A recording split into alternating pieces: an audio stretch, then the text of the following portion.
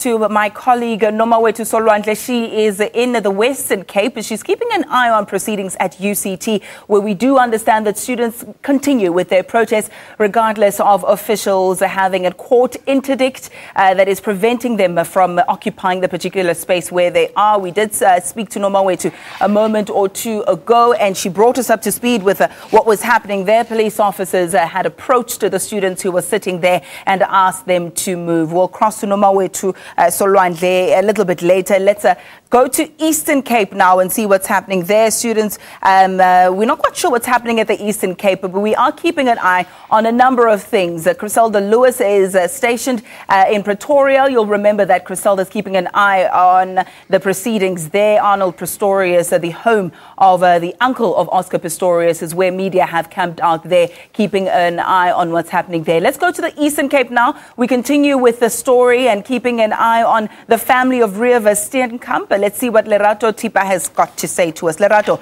a very good morning to you. A very good morning to you, Ayanda, and we're broadcasting live from Port Elizabeth. I'm sure many are asking, why are we broadcasting from the beach? Well, the significance of this beach is that this is where Reeva Steenkamp's remains were scattered after she was shot and killed by Oscar Pistorius. Speaking to residents this morning, you could really sense their anger and dissatisfaction with the fact that Oscar was released last night. But a story that really touched my heart, last night we were at the local club owned by the Steenkamps, and we spoke to a man who says Reeva called him Uncle Stan. And although the world remembers her as a supermodel, a superstar, for him, Reeva will always be the beautiful blonde with the hazel eyes whose love and heart touched so many people. Joining me this morning is Tania Koen, who I believe has been really a refuge for this family. Not only is she the family lawyer, but she literally has held their hand throughout this ordeal, and she joins me this morning. Good morning, Tania. How are you? Good morning. I'm fine, and you? Thank you. Now, Tania, we just want to find out from you, how are Barry and June holding up, especially because Oscar was released last night and not today as we had expected? They're holding up very well, considering the circumstances. It doesn't matter to them that the fact that he was released a couple of hours earlier. As June said to me, it makes no difference to their lives. Reeva's still not coming back. He was going to be released in any event. Now, a suggestion by the minister was that Oscar Pistorius must meet with the Steenkamp family. Is there any indication that this might happen, and how do they plan about going about this? Are they keen to even meet him? They have always said that they would be willing to meet with Oscar Pistorius, and they would actually want to meet with him. I have discussed it with them, and by all accounts they will be able to, or be prepared to meet with him after the appeal. Whether that will be facilitated by Oscar Pistorius or by themselves, we don't know at this stage. Now, Reeva and her mom are passionate about women's rights, and they've set up, and in her absence, she has set up the Reeva Rebecca Steenkamp Foundation. Can you tell us more about this foundation, what it aims to do to empower women? Yes, they have, which I find very admirable. June is taking over the baton from Reeva. In fact, tomorrow, June will be doing a speech at a local school, and she will be delivering the speech that Reeva was going to make on the day that Reeva died.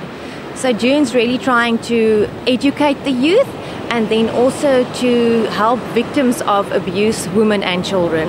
Now, Tania, just besides being a lawyer, you are a mom yourself, and I'm sure this ordeal has somehow affected you as well. Take us to the past 2 years and how this experience has been for you personally now.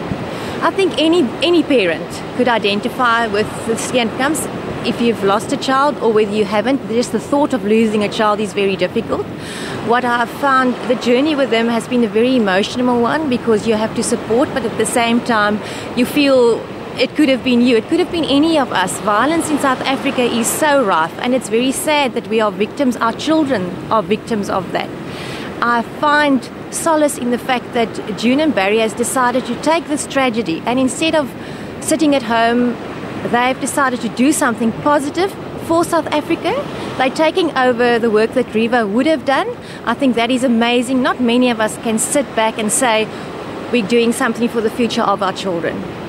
Well, that was Tania Koen, the Steenkamp's lawyer, saying that the Steenkamps are really indifferent about Oscar's release, saying that whether he's in prison or out of prison, it makes no difference to their life, because it will not bring Reeva back. And the pain of a parents to lose their child is something that not even time can heal. It's back to you in studio, Ayanda. Thank you so much for that update, Lerato. Well, students have again